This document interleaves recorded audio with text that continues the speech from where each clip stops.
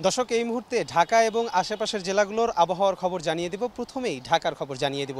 ঢাকায় সকাল থেকে চলছে রোদ এবং বৃষ্টির খেলা। সকালবেলা বিভিন্ন জায়গায় রাজধানীতে বৃষ্টির খবর শোনা গেছে এবং আকাশ মেঘাচ্ছন্ন ছিল এবং পরবর্তীতে কিন্তু প্রখর যে রোদ সেটি কিন্তু দেখা মিলেছে। এই রোদ বৃষ্টির মাঝেই আবহাওয়া আজকে চলছে ঢাকায়, এবং ঢাকার আজকে সকাল 6টা পর্যন্ত সর্বশেষ যে তাপমাত্রা রেকর্ড করা হয়েছে 27.70 ডিগ্রি সেলসিয়াস তাপমাত্রা এবং আর্দ্রতা ছিল 89%।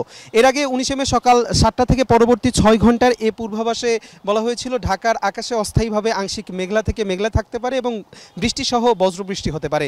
পূর্বাভাসে আরও বলা হয়েছিল ঢাকা ও এর পার্শ্ববর্তী এলাকার ওপর দিয়ে দক্ষিণ দক্ষিণ পূর্ব দিক থেকে ঘন্টায় 10 থেকে 15 কিলোমিটার বেগে বাতাস এবং 40 থেকে 50 কিলোমিটার বেগে ঝড়ো হাওয়া বয়ে যেতে পারে। আবহাওয়া অধিদপ্তর আরও জানায় আজ দিনের তাপমাত্রা সামান্য বেড়ে যেতে পারে। আবহাওয়া অফিস সূত্রে আরও জানা গেছে গতকালকের সর্বোচ্চ তাপমাত্রা ছিল 33.5 ডিগ্রি সেলসিয়াস, আর আজকের সর্বনিম্ন তাপমাত্রা হতে পারে 27.5 ডিগ্রি সেলসিয়াস। এদিকে সারা দেশে চলমান ঝড় বৃষ্টির মধ্যেই আগামী 72 ঘন্টার মধ্যে 16 জেলার ওপর দিয়ে কালবৈশাখী সহ প্রচুর বজ্রপাতের আশঙ্কার কথা জানিয়েছে বাংলাদেশ ওয়েদার অবজারভেশন টিম বিডব্লিউওটি জানায় 18 মে দিবাগত রাত 12টা থেকে পরবর্তী 72 ঘন্টার মধ্যে পঞ্চগড়, নীলফামারী, রংপুর, দিনাজপুর, ঠাকুরগাঁও, নওগাঁ, শেরপুর, ময়মনসিংহ, সুনামগঞ্জ, সিলেট, কুড়িগ্রাম, লালমনিরহাট, গাইবান্ধা, জয়পুরহাট, নেত্রকোনা, জামালপুর ও এর পার্শ্ববর্তী এলাকায় ভারী থেকে অতি প্রবল বর্ষণ হতে পারে। এসব এলাকার ওপর দিয়ে কালবৈশাখী সহ প্রচুর বজ্রপাত হওয়ার আশঙ্কা রয়েছে।